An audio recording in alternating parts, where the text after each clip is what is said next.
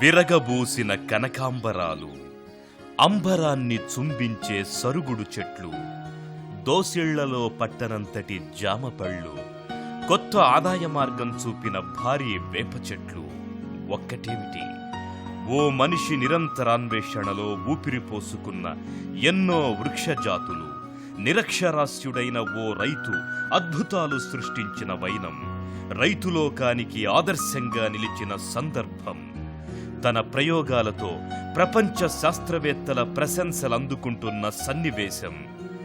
ఆయన సంక్షోభంలో కూరుకుపోయిన వ్యవసాయానికి సాంకేతికతను జోడించి ఊహించని ఫలితాలను సాధించి పల్లె రైతుకి పెద్ద దిక్కుగా నిలిచిన అరుదైన శాస్త్రవేత్త. అతడే పొలాలను పూలవనాలుగా మార్చి పూలరెడ్డిగా పిలువబడుతున్న వెంకటపతి రెడ్డియార్. 1946 పాండిచ్చేరిలోని కూడిపాకం గ్రామంలో వెంకటపతి జన్మించాడు. ఒక్కడే సంతానం కావడంతో తల్లిదండ్రులు ఎంతో గారాబంతో పెంచారు. దీంతో ఆ బిడ్డ జీవితం నూతిలో కప్పలా మారింది. ఫలితంగా చదువు 4వ తరగతిలోనే అటకెక్కింది. చదువుపైన ప్రత్యేక శ్రద్ధ లేని వెంకటపతి వ్యవసాయంలో తండ్రికి బాసటగా నిలిచాడు. వ్యవసాయం పట్ల అనురక్తి, ఆసక్తి పెంచుకున్న వెంకటపతికి వివాహం చెయ్యాలని తండ్రి సంకల్పించాడు. ఓ 15 ఎకరాల ఆసామి కుమార్తెతో వివాహం నిశ్చయించాడు. కుమారుణ్ణి ఇల్లరికం పంపడానికి కూడా సిద్ధపడ్డాడు. ఫలితంగా వెంకటపతి 1963లో ఓ ఇంటివాడయ్యాడు. అత్తగారింట్లో అడుగుపెట్టిన వెంకటపతికి అనుకున్నంత ఆదరణ లభించలేదు. భార్య తన పొలంలోని 10 సెంట్లలో మల్లెలు, కనకాంబరాల వంటి పూల మొక్కలు పెంచి పూల వ్యాపారం చేసేది.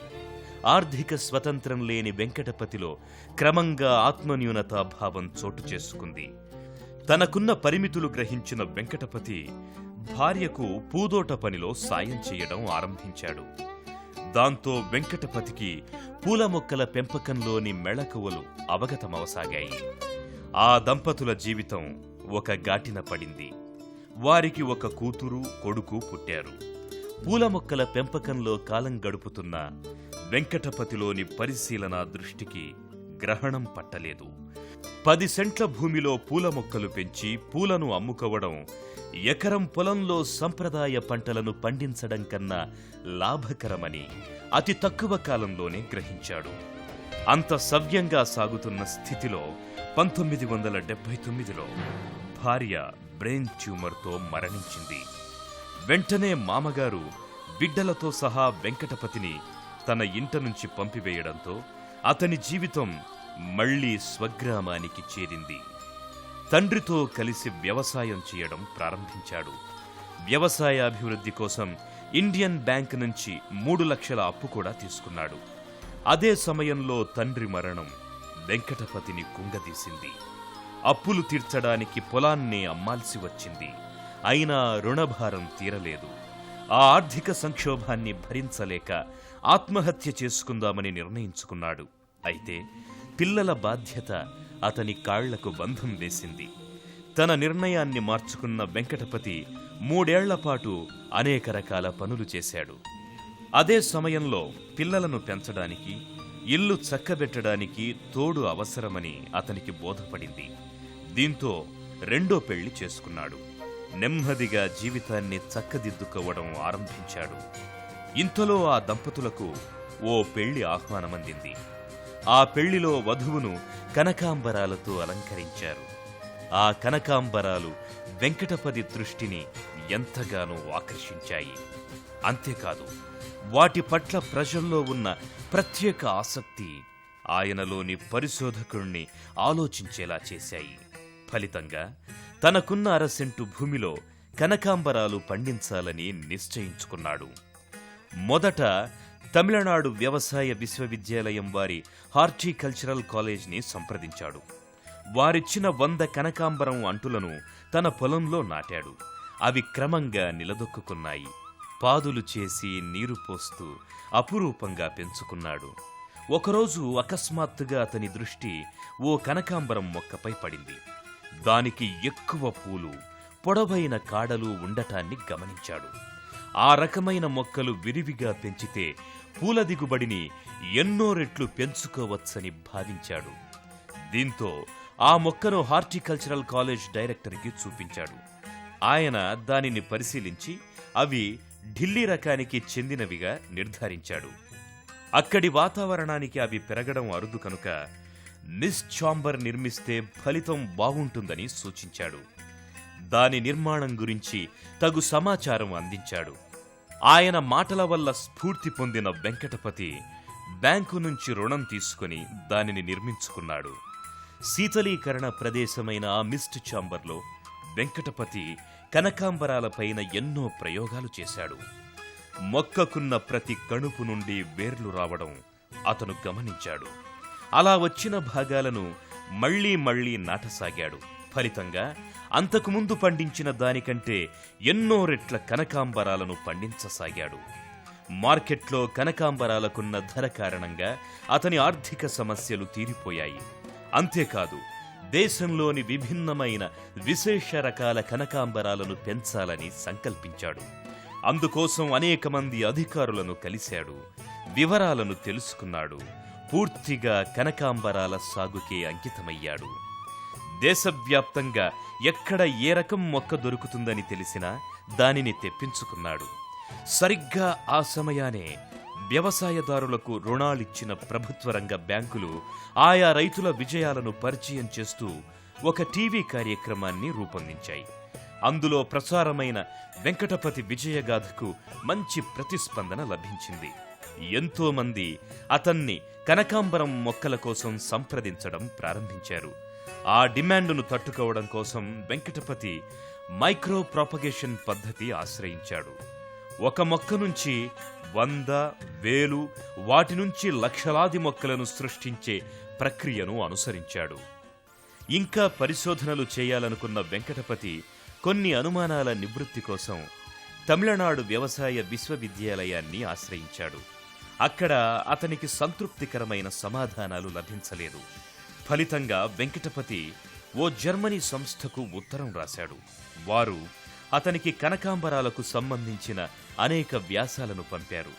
ఇంగ్లీష్ మీడియంలో చదువుకుంటున్న కూతురి సహకారంతో వెంకటపతి వాటిని అధ్యయనం చేసి అందులో సూచించిన పద్ధతులను అమల్లో పెట్టాడు.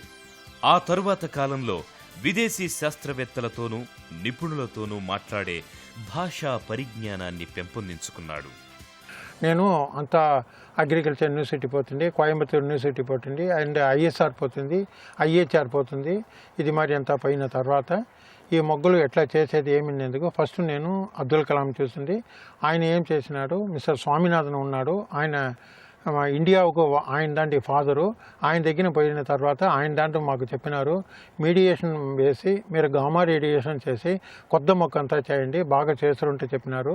టిష్యూ కల్చర్ ల్యాబ్ ఉంటే మరిన్ని మెరుగైన ఫలితాలను సాధించవచ్చని భావించిన వెంకటపతి ఆ దిశగా అడుగులు వేశాడు. బ్యాంకుల నుంచి రుణం తీసుకుని ల్యాబ్ను స్థాపించాడు. 1990 నుంచి టిష్యూ కల్చర్ ద్వారా మొక్కలను సృష్టించడం ఆరంభించాడు. అతని కృషిని తమిళనాడు వ్యవసాయ విశ్వవిద్యాలయం గుర్తించింది. పాండిచేరికి ఇన్ఛార్జ్ గవర్నర్గా వ్యవహరిస్తున్న అప్పటి తమిళనాడు గవర్నర్ డాక్టర్ చెన్నారెడ్డి వెంకటపతికి ఆర్థిక సాయాన్ని అందచేయటమే కాకుండా పరిశోధనలకు గాను తక్కువ ధరలో విద్యుత్తు అందించే ఏర్పాట్లు చేశారు. ఈ ప్రోత్సాహంతో వెంకటపతి మరింత ఉత్సాహంగా పరిశోధనలకు ఉపక్రమించాడు. ఎన్నో రకాల మొక్కలను సృష్టించాడు. టిష్యూ కల్చర్ ఖర్చుతో కూడుకున్న వ్యవహారం కావడం వల్ల వెంకటపతి సృష్టించిన మొక్కల ధర మామూలు రకపు కనకాంబరం మొక్కల ధర కన్నా కొంత ఎక్కువగా ఉండేది. అందుకే రైతులు వాటిని కొనేందుకు ఇష్టపడలేదు. అయితే కొన్నవారి ఫలసాయం, ఆదాయం ఎక్కువగా ఉండడంతో క్రమేపీ వెంకటపతి మొక్కలకు ఆదరణ పెరిగింది. దీంతో వెంకటపతికి మరింత ఉత్సాహం కలిగింది. అల్ట్రావైలెట్ కిరణాలను సోకిస్తే మొక్కలు మరింత త్వరితంగా వికసిస్తాయనే ఆలోచన కలిగింది. అందుకుగాను వెంకటపతి కల్పక్కం అణు విద్యుత్ కేంద్రాన్ని సంప్రదించాడు. సాధారణ పౌరుడైన అతనికి ఆ రక్షిత ప్రాంతంలోకి ప్రవేశం దక్కలేదు. అలుపెరగని ఆయన ప్రయత్నాలను, పరిశోధనాకాంక్షను గమనించిన విద్యుత్ కేంద్రం వారు ఆ తరువాత అనుమతినిచ్చారు. అల్ట్రావైలెట్ కిరణాలతో ఇంకా పొడుగు, రంగు, బరువు ఎక్కువ పూలగల మొక్కలను సృష్టించే అవకాశం వెంకటపతికి లభించింది. ఫలితంగా అతను ఢిల్లీ, కనకతార, లక్ష్మి, వాసు, సువాసు, రాజా, విజయ్, నీలాంబరి వంటి 100కు పైగా కనకాంబర మొక్కలను సృష్టించాడు.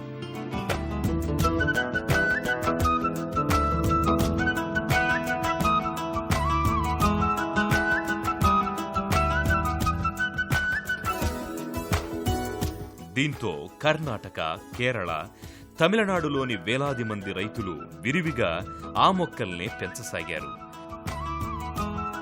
నాకు బాగా చదువు లేదు, నేను గుర్తువాడు. అయితే నాకు బాగా ఇంట్రెస్టెడ్ కనకాంబర వెరైటీలే ఎట్లా న్యూ వెరైటీ చేయాలి, కలర్ చేంజింగ్, పువ్వులు పెద్దది, ఈల్డ్ ఎక్కువ, డిసీజ్ ఫ్రీ, ఇది మరి మొక్కలను ఎట్లా చేయాలి అందుకోసం సైంటిస్ట్ వాళ్ళనంతా అడుగుతుండండి. అప్పుడు వాళ్ళు ఏం చేసినారు, ఒకటి 2 4 రకాల న్యూ వెరైటీ చేసాం. ఒకటి chemical mutation, EMS, MMS, colchicine and sodium dioxide, ఇది మరి కెమికల్ వేసి ఆ మొగ్గలను జీన్లకి లోపల పోయి ఆ జీన్ల క్రోమోసోమ్ను చేంజ్ చేయంగా అప్పుడు క్రోమోసోమ్ చేంజ్ అవుతుంది, కలర్ చేంజ్ అవ్వను, గ్రోత్ చేంజ్ అవ్వను, ఈల్డ్ చేంజ్ అవ్వను, న్యూ వెరైటీ వచ్చును. ఇన్ని రకాల మొక్కలను సృష్టించిన వెంకటపతి తన సామాజిక బాధ్యతను మరచిపోలేదు. దారిద్ర్య రేఖకు దిగువన ఉన్న రైతులకు తన మొక్కలను ఉచితంగా పంపిణీ చేసేవాడు. సలహాలనిచ్చి సహాయకారిగా నిలిచి జీవితాల్లో కొత్త వెలుగులు నింపాడు. టీవీలో అతనిపై వచ్చిన ఓ కార్యక్రమాన్ని గమనించిన భారత ప్రభుత్వ అణుమంత్రిత్వ శాఖ రేడియాలజీ సేఫ్టీ డివిజన్ అధికారులు వెంకటపతితో అనేక దఫాలుగా చర్చలు జరిపారు. అల్ట్రావైలెట్ కిరణాల ప్రయోగాన్ని కేవలం కనకాంబరాలకే పరిమితం చేయకుండా జామపళ్ల వంటి వాటిపైన కూడా సాగించాలనే అతని కోరికను గమనించి ఆ దిశలో అతనికి సహాయకారులుగా నిలిచారు. ఫలితంగా వెంకటపతి బొప్పాయకాయ పరిమాణంలో ఉన్న జామకాయల్ని పండించాడు. అతని కృషిని గమనించిన రాష్ట్రపతి కలాం అతన్ని రాష్ట్రపతి భవనానికి పిలిపించుకున్నారు. అక్కడి మొఘల్ గార్డెన్లో కనకాంబరాలను నాటించారు. వెంకటపతి రెడ్డి గారిని ఎవరిని గుర్తు చెప్పరండి. గవర్నమెంట్ ఆఫ్ ఇండియాలో ఉండి government of Pondicherry, government of Tamil Nadu, government of Kerala, ఈ గవర్నమెంట్ అంతా నాకు ఆశగా నన్ను పిలిచేది పూరెడ్డి గారు ఉంటుందంటే మాకు లెటర్ రాస్తారు. కనకాంబరం రెడ్డి గారు, పూరెడ్డి గారు, ఫ్లవర్ రెడ్డి గారు కడాన నన్నే ఫ్లవర్గా చేసేసినాడు. 1970 నుంచి కనకాంబరాలలో 100కు పైగా కొత్త మొక్కలను సృష్టించిన వెంకటపతి దృష్టి కర్ణాటక, తమిళనాడు సరిహద్దుల్లోని తలవేడి అడవుల్లోని మేలియా డూబియా రకం వేప చెట్టుపై పడింది. లావుగా ఎత్తుగా పెరిగే ఆ వేప వంగడాన్ని మైదాన ప్రాంతంలో పెంచితే మరింత భారీగా పెంచవచ్చని, తద్వారా బంజరు భూములు పచ్చదనాన్ని సంతరించుకుంటాయని అతడు భావించాడు. దాంతో ఆ అడవి వేపపై పరిశోధనలు సాగించాడు. విజయం సాధించాడు. ఫలితంగా 25 అడుగుల ఎత్తుకు ఎదిగి చుట్టూ 5 అడుగుల మేర విస్తరించే వేప వంగడాన్ని సృష్టించాడు. దాంతో రైతులంతా ఈ వేప మొక్కల వైపు మొగ్గు చూపారు. ఒక్కో చెట్టు 20 క్యూబిక్ అడుగుల కలపనందిస్తూ 6 ఏళ్లలో ఎకరాకు 11 లక్షల ఆదాయం రైతులోకానికి అందించింది. ప్లైవుడ్ పరిశ్రమ, కాగితం పరిశ్రమల్లో విశేషంగా వాడే ఈ వేప సాగు వల్ల రైతులు ఆర్థికంగా నిలదొక్కునే అవకాశం లభించింది. అంతేకాదు పర్యావరణానికి పచ్చదనం పులిమే అవకాశం రైతన్నలకు లభించింది. ఈ వేప చెట్టు సీడు కన్నా డెవలప్ చేస్తాము. మళ్ళీ ఈ మొగ్గను నాటిన తర్వాత పర్ డే 1 సెంటీమీటరు, 1 నెలకు 1 అడుగు ఉండి 1 సంవత్సరానికి 12 అడుగు, ఇది స్ట్రైట్గా వెళ్ళును. 40 అడుగు వెళ్ళండి. ఇది 8 ఇయర్ల బాగా చేసి 25 CFD వచ్చును ఒక మాంకు. అప్పుడు మీకు ఏమి వస్తుంది, TFD లెక్కల చేయంగా ఒక మాంకు మీకు ఎట్టను 25,000 వస్తుంది. లోకల్ వెరైటీ ఏం చేసినా 10 అడుగులు పెరుగును. 10 అడుగులు పెరిగిన తర్వాత కెలలు వచ్చును. కెలలు వచ్చిన తర్వాత అది పొడవుగా పెరగదు. ఆ వేపకు ఈ వేపకు ఇది బాగా ఉన్ను. నిరంతర పరిశోధనల పట్ల ఆసక్తి చూపించే వెంకటపతికి ఎంతో గుర్తింపు లభించింది. కనకాంబరాలలో కొత్త ఆవిష్కరణలకు గాను లిమ్కా బుక్ ఆఫ్ రికార్డ్స్లో స్థానం లభించింది. చిన్న రైతుకు తన ప్రయోగాల ద్వారా కొత్త ఆదాయ మార్గాలను చూపుతున్న వెంకటపతి రెడ్డియార్ అనేక పురస్కారాలను అందుకున్నారు. కనకాంబరం తోటలను పెంచడంలో కొత్త పద్ధతులకు గాను 1995లో ఆయనకు బ్లిస్ అవార్డు లభించింది. కనకాంబరాలలో కొత్త రకాలను రూపొందించినందుకు 2001లో నేషనల్ ఇన్నోవేషన్ ఫౌండేషన్ అవార్డు లభించింది. 2002లో నేషనల్ హార్టికల్చరల్ బోర్డ్ కనకాంబరం తోటల అభివృద్ధికి మేలైన టెక్నాలజీని అందించినందుకు గాను ప్రత్యేకంగా గౌరవించింది. 2003లో ఆయన పేరు లిమ్కా బుక్ ఆఫ్ రికార్డ్స్లో స్థానం పొందింది. అదే సంవత్సరం పాండిచ్చేరి ప్రభుత్వం వ్యవసాయ రంగానికి ఆయన చేస్తున్న సేవలకు గాను ఆయనను సత్కరించింది. 2003లోనే కనకాంబరాల సేద్యంలో రెడ్డియార్ చూపుతున్న నైపుణ్యానికి గాను భారత రాష్ట్రపతి ఆయనను ప్రశంసాపత్రంతో గౌరవించారు. 2005లో భారత ప్రభుత్వపు జాతీయ గ్రామీణాభివృద్ధి సంస్థ ఆయనను జాతీయ అవార్డుతో సత్కరించింది. ఈ గుర్తింపుతో వెంకటపతి ఉత్సాహం ద్విగుణీకృతమయ్యింది. అతని దృష్టి సరుగుడు చెట్ల మీదికి ప్రసరించింది. వర్షాధారిత నేలల్లో, పొడి నేలల్లో పెరిగే సరుగుడు చెట్లు సాధారణంగా కంచెలు వేసుకోవడానికి ఉపయోగపడేవి. కానీ ఇళ్ల నిర్మాణంలో, కాగితం తయారీలో ఉపయోగపడే సరుగుడు చెట్లపైన రైతులు ప్రత్యేకంగా శ్రద్ధ చూపేవారు కాదు. దాన్ని సైతం ప్రత్యామ్నాయ ఆదాయ వనరుగా మార్చడానికి ఆయన సంకల్పించాడు. థాయిలాండ్ దేశానికి చెందిన రాయల్ థాయ్ అటవీ విభాగం నుంచి కొన్ని సరుగుడు మొక్కలను తెప్పించి భారతీయ మొక్కలతో సంకరం చేశాడు. ఫలితంగా విరగకుండా ఎంతో ఎత్తుదాకా ఒకే మందంతో పెరిగే సరుగుడు ఆవిర్భవించింది. 50 సంవత్సరాల జీవితకాలం ఉండే ఈ చెట్లు 6 ఏళ్లలో 3500 పెట్టుబడితో ఎకరాకు 11 లక్షల రూపాయల ఆదాయాన్ని సమకూరుస్తాయని ప్రయోగాత్మకంగా నిరూపించాడు. అనేక రాష్ట్రాలు ఈ సరుగుడు చెట్ల వలన కలిగే లాభాన్ని గ్రహించాయి. నేలలో నైట్రోజన్ను స్థిరపరచడమే కాకుండా సునామీ, వరదలు వంటి వాటి నుంచి కాపాడుతూ ఈ చెట్లు పర్యావరణానికి చాలా ఉపయోగకరమని దక్షిణాది రాష్ట్ర ప్రభుత్వాలు తెలుసుకున్నాయి. మన రాష్ట్రంలోని రంగారెడ్డి జిల్లాలోని ఏదులాబాదుతో సహా 20 గ్రామాలలో ప్రభుత్వం 5000 ఎకరాలలో ఈ సరుగుడు చెట్ల పెంపకాన్ని ఆరంభించింది. మూసీనది పరివాహక ప్రాంతాలలో పెరుగుతున్న కాలుష్యాన్ని నివారించడానికి ఈ సరుగుడు చెట్ల పెంపకం సరైన మార్గమని భావించిన ప్రభుత్వం ₹1 కోటి ఆర్థిక రుణాన్ని ప్రకటించింది. శ్రీహరికోటలోని సతీష్ ధావన్ అంతరిక్ష పరిశోధనా కేంద్రం 1,00,000 మొక్కలను కొనుగోలు చేసి ఆ ప్రాంతాన్ని పర్యావరణ అనుకూల ప్రాంతంగా మార్చే దిశలో సాగుతోంది. ఈ సరుగుడు మొక్కండి, ఇక్కడ చూడండి, ఒక చుక్క వాటర్ కూడా లేదు. అప్పుడు మనం ఏం తెంచాలండి? ఈ కాలాన వాటర్ లేదా డ్రై ల్యాండ్గా ఉంటుంది. ఆ డ్రై ల్యాండ్లో కూడా అగ్రికల్చర్లకు మన డబ్బులు రాలేదు, నేను కష్టం అవుతుంది. అది మరి కష్టాలు రైతులంతా సూసైడ్ చేసినారు. ఎందుకు మనం సూసైడ్ చేసేయగలంటే మన లైఫ్లో బాగా ఉండవాలని ఎన్నో టెక్నాలజీ ఉంటుంది, ఎన్నో సైంటిస్టులు ఉన్నాడు. నేను ఉదాహరణకి నేను ఒకటి చెప్తానండి. నేను 30 సంవత్సరంగా నాకు ఒకవేళ అన్నం కూడా లేదండి. మ్యారేజ్లో ఉన్న ఆకలిలో ఉండి అన్నాలు ఎత్తి తినేవాడు, నిండా నా పేదవాళ్ళగా ఉన్నాడు. అప్పుడు ఏం చేసండి, ఇది మరి కొత్త సరుగుడు మొక్కలను ట్రైలాండ్లో చేసినండి, బాగా డబ్బులు వస్తుంది. అప్పుడు డబ్బులు రాగా మనం క్షేమంగా ఉండవసం. ఒకసారి మొగ్గను నాటండి. మొగ్గను నాటిన తర్వాత 10 ఇయర్ లేదు 15 ఇయర్గా వాటర్ లేకుంటే ఉంది కూడా ఈ మొగ్గ బాగా పెరుగును. ఇదంతా 4 ఇయర్ మొగ్గ ఎట్లా ఉంది చూడండి, ఎట్లా పెరిగి ఉంది చూడండి. ఇప్పుడు ఎట్లా అండి, అంతా గవర్నమెంట్ కూడా దీనికి సబ్సిడీ ఇవ్వాలండి. అగ్రికల్చర్ డిపార్ట్మెంట్కు సబ్సిడీ ఇచ్చి రైతులంతా బాగా చేసి రైతులకంతా బాగా చెప్తాడు. ఇంకేంటండి, రైతులకంతా కష్టాలే ఉండకూడదండి. చిన్నిన బొజ్జకు శ్రీరామ రక్ష అనుకోకుండా వెంకటపతి తన పేరిట ఉన్న 9 పేటెంట్లను ఈ దేశ రైతులకి అంకితం చేశాడు. సంప్రదాయ పంటల వల్ల లాభం పెద్దగా లేదని, ప్రత్యామ్నాయ మార్గాలను అన్వేషించాలని ప్రచారం చేశాడు. అందుకు తగిన సలహాలను, సహకారాన్ని అందచేస్తున్నాడు. కనకధార కనకాంపణం పేరిట ఓ తమిళ పత్రికను ఆరంభించాడు. కాపీలను ఉచితంగా పంపిణీ చేస్తూ రైతులకు కొత్త మెళకువలు నేర్పుతున్నాడు. కనకాంబరం ఎలా సాగు చెయ్యాలి, ఎటువంటి ఎరువులు వాడాలి ఇత్యాది వివరాలను పత్రిక ద్వారా అందిస్తున్నాడు. పలు పాఠశాలల, కళాశాలల విద్యార్థులకు వ్యవసాయ రంగ ప్రాధాన్యాన్ని వివరిస్తున్నాడు.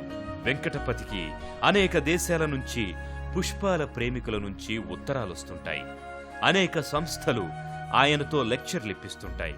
తానే స్వయంగా స్వయం సహాయక బృందాలకు శిక్షణ ఇస్తుంటారు. நமது மரியாதைக்குரிய ரெட்டியார் அவர்கள்